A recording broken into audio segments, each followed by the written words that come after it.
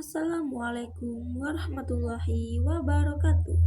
Perkenalkan, nama saya Evanina Nurlestari dengan NIM 0557966355. Saya dari UPBJJ Malang, Jawa Timur.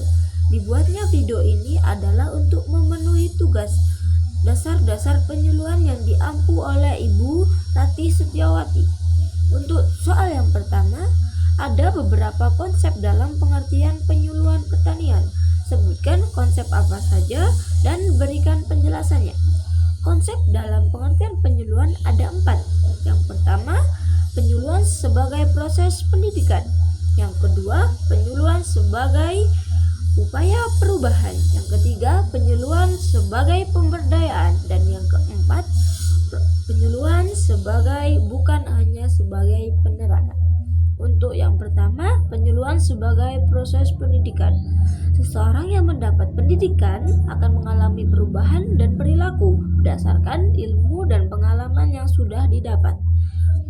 Sasaran ini ditujukan kepada petani agar lebih mengetahui tentang jenis varietas padi, jenis dan dosis pupuk, keterampilan dalam menjalankan teknologi pertanian yang terbaru, mempunyai pandangan baru terhadap pertanian dan kemauan diri untuk memperbaiki diri.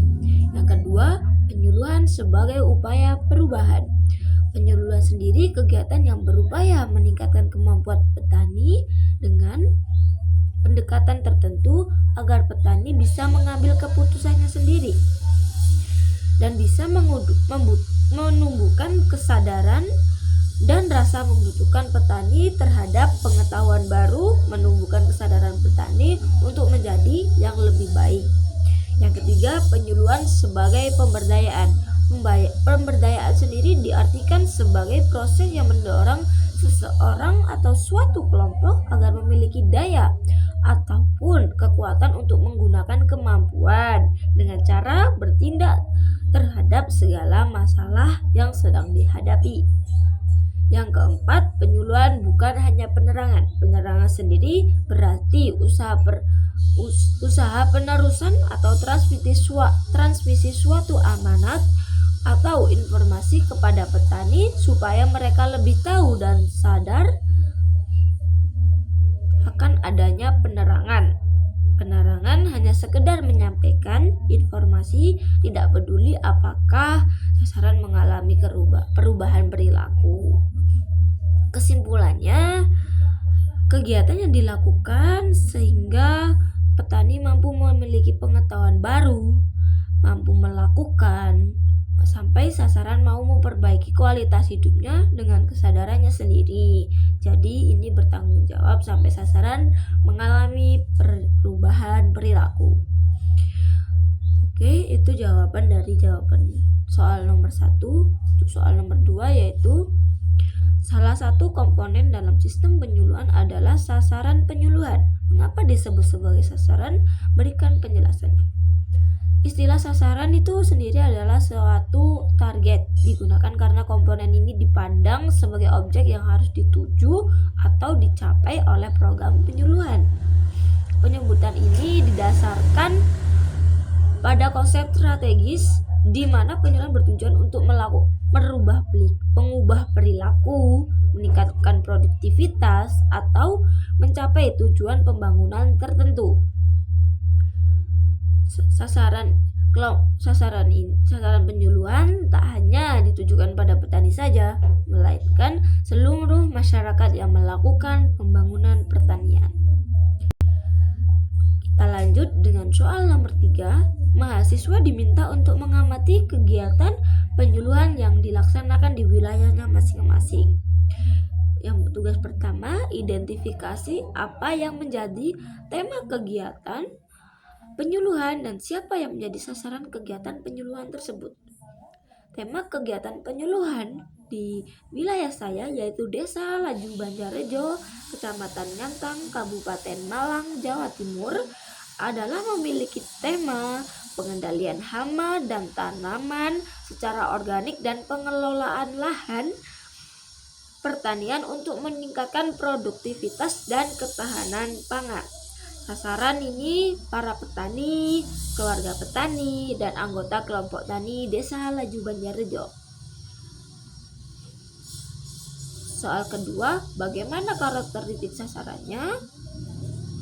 Karakteristik yang pertama, mayoritas berusia 30-60 tahun, proporsi laki-laki sekitar 80%, karena peran utama pria dalam pertanian sangat dibutuhkan, sedangkan wanita hanya dibutuhkan mungkin saat pasca panen ataupun pengelolaan. Tingkat pendidikan itu rendah hingga menengah, yaitu SD sampai SMA, dengan banyak yang hanya memiliki pendidikan dasar saja. Ekonomi dan lahan memiliki lahan pertanian kecil sekitar 0,5 sampai 2 hektar per keluarga. Dengan pendapatan utama yaitu dari pertanian sendiri. Banyak yang menghadapi tantangan seperti keterbatasan modal, akses pupuk, dan dampak cuaca yang ekstrim. Yang keempat, sikap di sini terhadap penyuluhan cenderung konservatif terhadap inovasi baru, tetapi responsif terhadap demonstrasi lapangan. Tingkat adopsi teknologinya rendah, sekitar 40-50%. Dengan fokus pada keberlanjutan lingkungan, karena desa ini berada di daerah pergunungan perbukitan. Yang soal ketiga, bagaimana deskripsi kelompok tani dan organisasinya? Sebutkan nama organisasi, jumlah anggota, alamat, visi, misi, struktur organisasi, dan tugas-tugas unsur organisasinya. Nama organisasinya sendiri adalah Kelompok Tani Laju Banjarrejo. Jumlah anggotanya sekitar 40-50 orang, terdiri dari petani individu dan keluarga, dengan komposisi 80% pria dan 20% wanita. Alamat Dusun Laju Banjarrejo, Kecamatan Ngantang, Kabupaten Malang, Jawa Timur. Visinya adalah menjadi kelompok tani mandiri, produktif, dan berkelanjutan dalam menghasilkan produk pertanian yang berkualitas tinggi untuk kesejahteraan anggota dan juga masyarakat bersama. Misinya pertama, meningkatkan produktivitas pertanian melalui adopsi teknologi dan inovasi. Kedua, mendorong pengelolaan lahan yang ramah lingkungan dan tahan iklim. Yang ketiga, memperkuat kemitraan dengan pemerintah dan swasta untuk akses pasar dan juga pendanaan. Struktur organisasi ada ketua, sekretaris, bendahara, dan anggota.